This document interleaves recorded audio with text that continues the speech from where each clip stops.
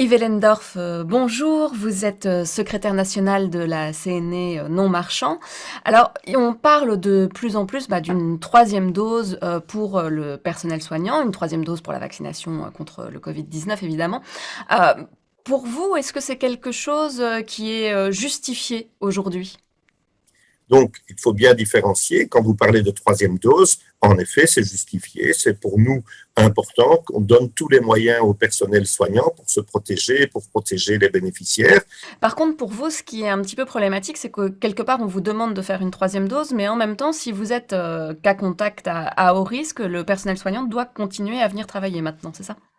Mais en fait, il y a un troisième élément. Donc, il y a l'élément qui est l'élément de la troisième dose. Il y a le fait que quand on a un contact à risque, on vous dit, mais c'est pas grave, venez quand même travailler, il n'y a pas de problème parce qu'il manque de personnel. Mais le troisième élément, c'est pas qu'il y a une troisième dose, c'est qu'on oblige, on compte, donc le ministre dépose maintenant un projet de loi qui vise à obliger l'ensemble des professionnels de santé à suivre le parcours de vaccination. Alors, c'est déjà les 2 premières doses, et ce sera la troisième dose si la troisième dose se justifie. Donc, on est là entre l'obligation vaccinale et le fait qu'à un moment donné, on dit c'est pas grave si vous avez eu un contact, alors qu'on sait très bien que la vaccination n'empêche pas la propagation. Donc du coup, on devrait revenir à l'ancien système parce que pendant tout un temps, quand on était contact à haut risque, on était écarté d'office, sauf dans les phases très aiguës où il manquait de personnel soignant.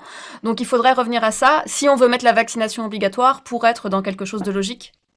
Non, si on veut être logique, on doit appliquer au personnel soignant la même chose que pour la population. Pas plus, pas moins. Pourquoi? Parce que le personnel soignant, aujourd'hui, maintient des conditions et du matériel, des procédures extrêmement strictes, bien plus que dans la population. Quand on dit que si on a un CST dans une brasserie, on peut tout se permettre, ou à la buvette de l'Union Saint-Gilloise, par exemple, en troisième mi-temps, peu importe, on fait ce qu'on veut, mais je suis désolé. Pourquoi est-ce que, alors que dans les établissements de soins, on est extrêmement attentif à toutes les procédures de protection, tout d'un coup, il faut obliger les gens à se faire vacciner. Aujourd'hui, ce qui est d'inacceptable pour nous, c'est que nous n'avons aucune étude qui montre que ce sont les soignants qui mettent en danger les bénéficiaires, les patients. Et on dit, vous, on va vous obliger à vous faire vacciner. Et ce qui est encore plus inacceptable pour nous, c'est qu'on dit, si jamais vous n'êtes pas vacciné au 1er avril 2022, eh bien, vous perdrez votre emploi. Et non seulement vous perdrez votre emploi, mais en plus, vous n'aurez pas d'indemnité, rien du tout. Donc, c'est ce qu'on appelle un licenciement pour force majeure, où le travailleur passe au chômage théoriquement, mais le chômage va considérer que c'est de la faute du travailleur s'il a été licencié, puisque c'est lui qui n'a pas voulu se faire vacciner, et donc il aura une sanction de 13 à 26 semaines. Donc, ce personnel soignant qu'on a louangé, qu'on a dit heureusement qu'ils étaient là pour combattre le Covid, demain, on va les licencier sans indemnité. Enfin, et arrêtons de rire. En Flandre, il y a 97% des soignants qui sont vaccinés. Quel est le sens de dire que les 3% qui restent doivent absolument être vaccinés alors qu'ils ne représentent pas de danger? Mais donc, vous dites aussi qu'il faut continuer à convaincre avec des arguments scientifiques, mais ces personnes qui travaillent justement dans le monde médical, dans le monde de la santé, ces 3% de personnes dont vous parliez en Flandre, est-ce qu'elles ne connaissent pas déjà en fait ces éléments scientifiques? Donc comment les convaincre? Mais est-ce qu'il faut absolument se battre sur ces 3%? À Bruxelles, par exemple, les maisons de repos posent un problème dans une série d'institutions. Mais il y a des institutions qui sont à 100% à Bruxelles. Donc, comment se fait-il que dans certaines maisons, on soit à 100% et dans d'autres, on soit à 60%?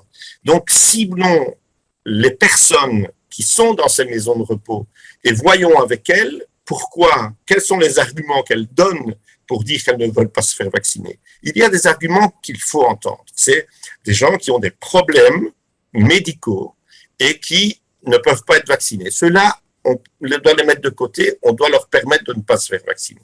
Deuxième élément, il y a aujourd'hui beaucoup de femmes en âge d'être enceintes qui disent on a quand même des doutes.